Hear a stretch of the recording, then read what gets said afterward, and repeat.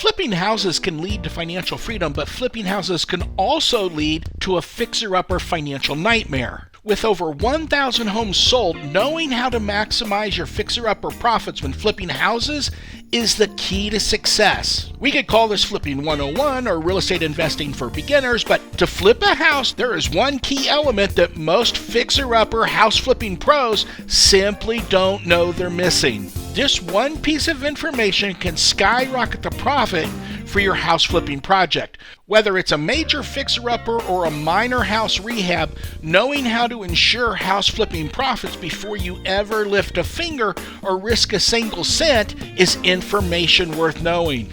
As a bonus, I'm going to show you how house flipping the fixer-upper can be done 100% tax-free. Legally, I know, right? 100% tax-free, so stick around to the end for that. The key to massive success in flipping houses comes down to answering correctly the question my clients ask me all the time. Should I redo a small cheap home or a big expensive home? In this video, I'm going to show you mathematically which option is by far the best.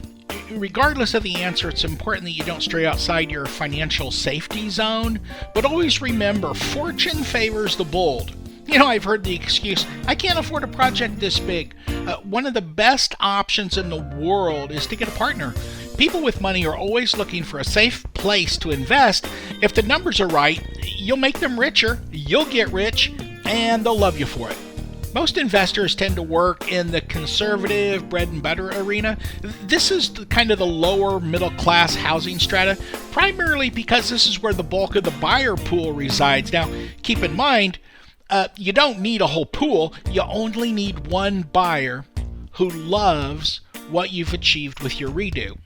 So here are two questions I get all the time when it comes to redoing property. You know, is it better to redo a small home or a big home? And is it better to do a rehab in a depressed area, an average middle-class subdivision, or in a rich, exclusive part of town?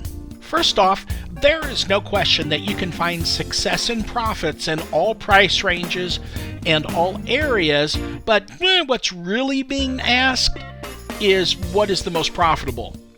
Now, using a recent real-world example, I'm going to illustrate how the scale affects the magnitude of profitability.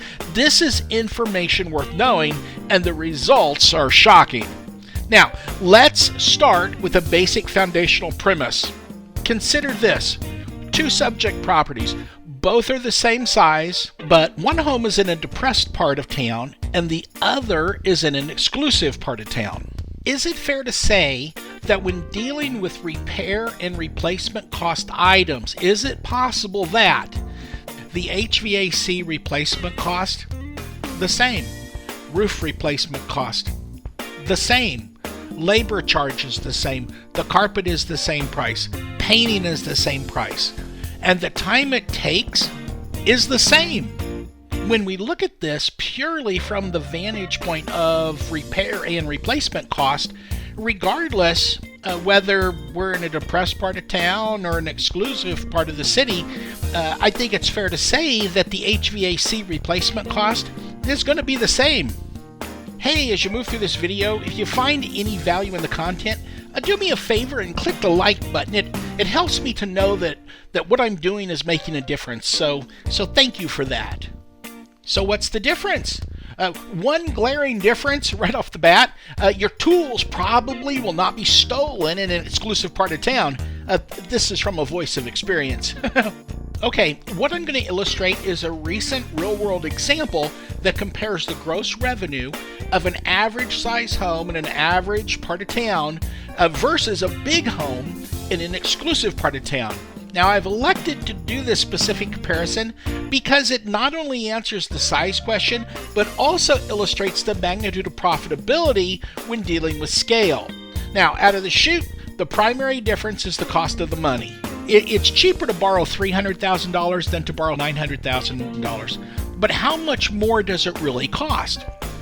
Look at it this way, $300,000 at 7%. If it's a line of credit, an interest-only line of credit, you're about $1,750 a month at 7%. On $900,000 at 7%, you're about $5,250 a month. Now, obviously, it's more expensive to borrow $900,000 than it is to borrow $300,000. But you can do all the calculations, but for the duration you'll be using the money, it's a drop in the bucket. Now, small versus big.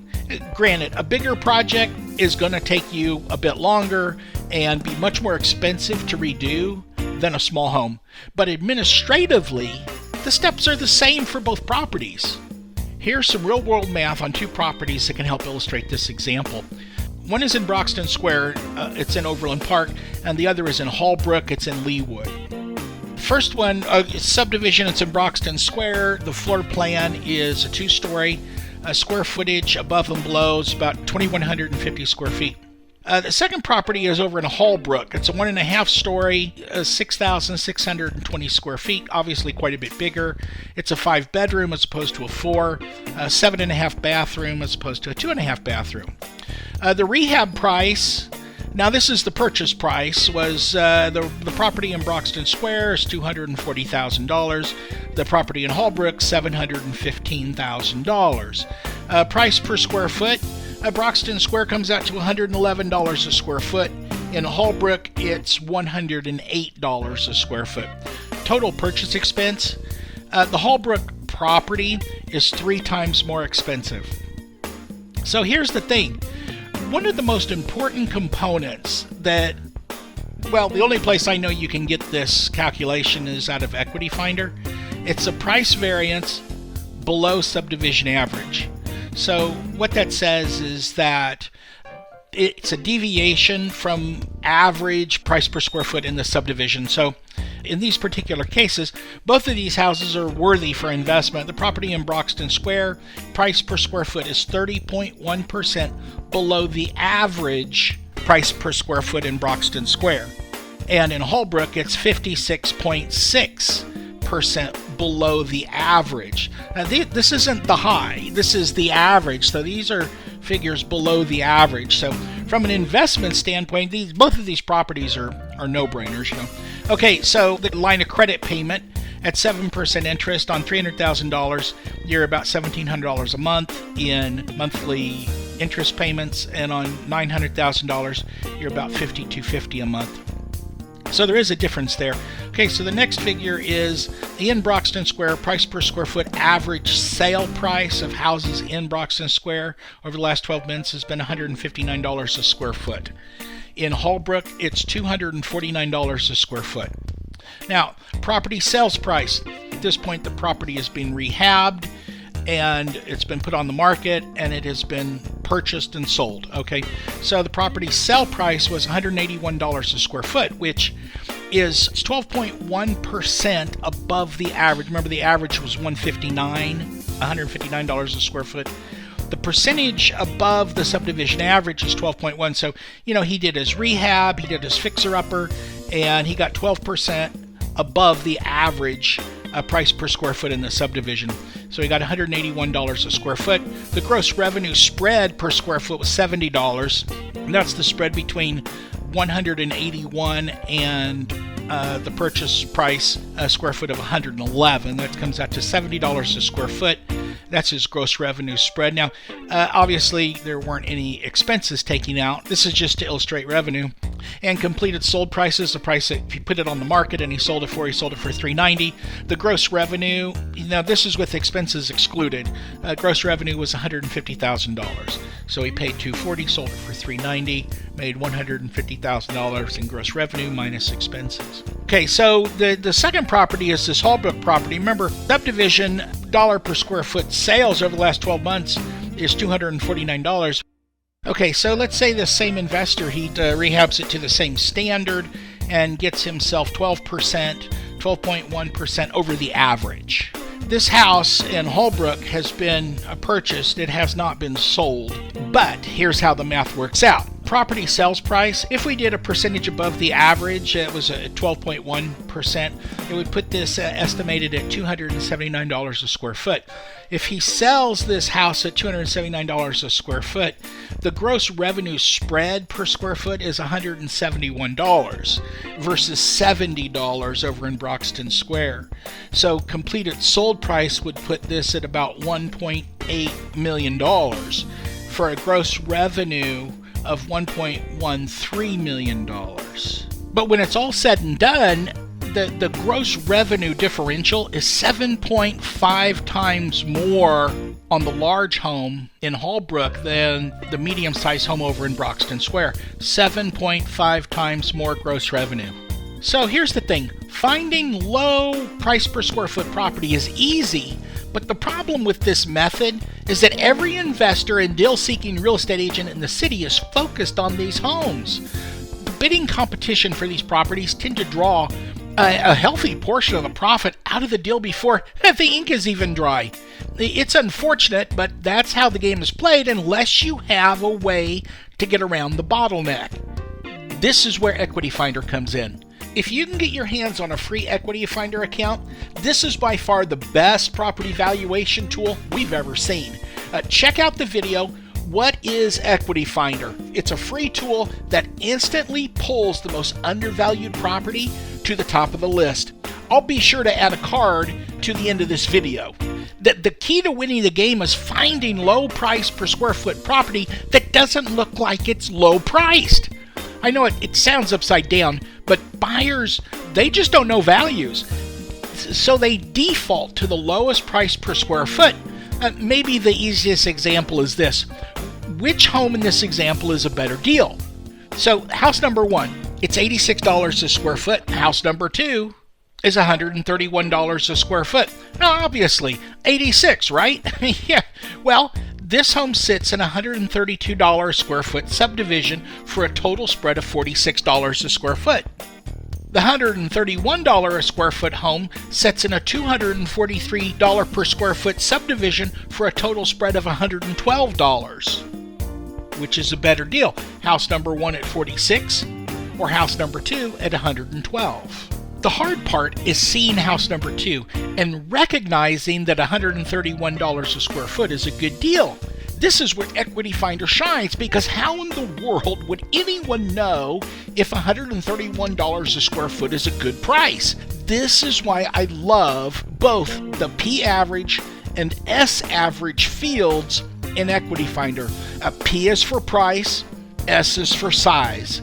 Both of these fields illustrate the percentage variance above or below the mean average in the subdivision. It takes all the guesswork out of the equation. For me, this was the game changer. So, in this example, we are just looking only at the price average or P average.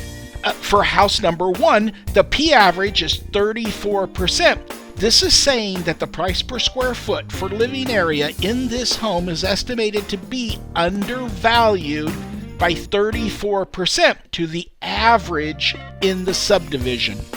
For house number 2, it's 46% undervalued to the average in the subdivision. So what have we learned? What we've learned is that on the surface, house number 2 is 12% less expensive per square foot to the subdivision average than house number 1.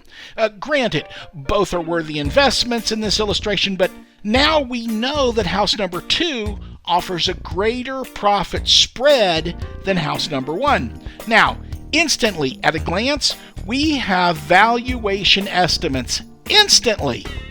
Granted, none of this is 100% definitive. In the real world, we also have to factor in S average, size average, to determine if the home is a price value or a size value. But the bottom line is that most of the work is now done, which speeds up the whole process of getting us through the door before the other buyers. There is more to understand about valuation, so visit my channel and check out a video called Understanding Price Value versus Size Value.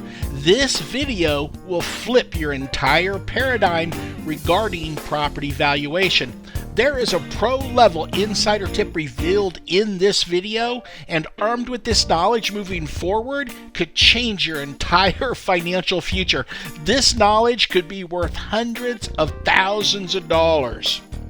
In many subdivisions, that price of $131 is a premium.